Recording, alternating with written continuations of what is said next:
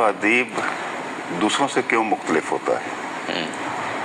इसलिए कि वो बहुत सारी असलियतों को लेके नहीं चल रहा होता, वो इंसानियत को अपने सामने रखता है, वो इंसानी जज्बों को अपने सामने रखता है, वो इंसानियत की तौकीर को सामने रखता है, वो इंसान के साथ जुड़ा हुआ होता है।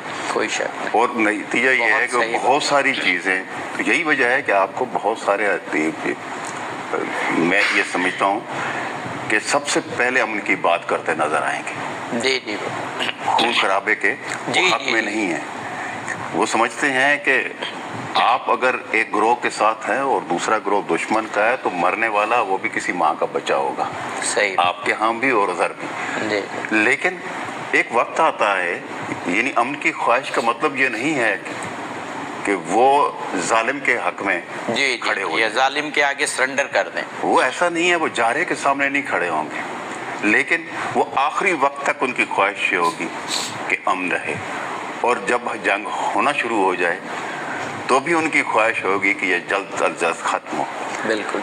हमारे एक बड़े मुसव्विर हैं शाकिर अली, जी जी जी, क्या बात है। 65 की जंग हो रही थी और उनसे इंतज़ार हुसैन ने पूछा कि ये जंग का दौरानिया है, इसमें आप क्या कर रहे हैं? तो उन्होंने कहा मैं चांद सितारा जो है वो पेंट कर रहा हूँ, इसलिए कि ये इस तरफ भी चमकता है और उस तरफ भी चमकता है। तो मकसद ये है कि हमारी ख्वाहिश का मतलब ये कतन नहीं है कि जब हम अमन की बात करते हैं, और अदीब को हमेशा करनी चाहिए, उसे इंसान के करीब होना चाहिए, उसे इंसानियत के करीब होना चाहिए।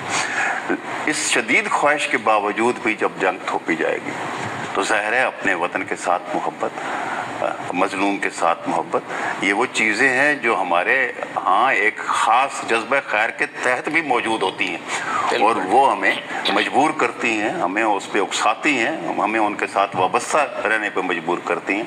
यही सबब है कि अब आप देखिए कि जब तक भारत जारहियत करता रहा और वो उस तरफ से जब आती रही तो हमने बतौर ख़ास मैंने इस तरफ के अदीबों को भी और उस तरफ के अदीबों को भी अपील की कि इन्हें मजबूर करें कि इस तरह की हरकतें न करें, इसलिए कि असल में प्रॉब्लम ये है हिंदुस्तान का कि वहाँ इलेक्शन एक होने हैं और मोदी साहब को वहाँ पे वोट करने हैं और उसकी भेंट चढ़ा रहे हैं वो अपने फौजियों को भी, अपनी नस्लों को भी, अपने वसाइल को भी, अपने मुल्क को भी, और उसी आग में, उसी नफरत की आग में झोंक रहे हैं। वहाँ के अदीब का एक बड़ा मशहूर शेर है ना, जो क्या है कि सरहदों में तनाव है क्या, क्या कुछ ऐसा ही है, पता करो चुनाव है क्या।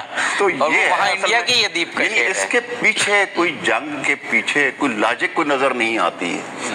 आप वहाँ से हमला करते हैं मसाजिद के ऊपर, वहाँ इर्द गिर्द के मोहल्ले के बच्चों के ऊपर, बच्चे शहीद होते हैं, औरतें शहीद होती हैं, तो इस मौके पे कैसे खामोश रहा जा सकता है? तो मैं ये समझता हूँ कि पाकिस्तान ने तो बहुत तहम्मुल का मुजाहरा किया है, हर बार उन्हें रोका है कि बाज आ जाओ, बाज आ जाओ, और जब उन्होंने देखा है कि ये बाज नहीं आने वाले तो फिर बाज रखने के लिए फिर उन्होंने जो भी कदम उठाया वो उठाया।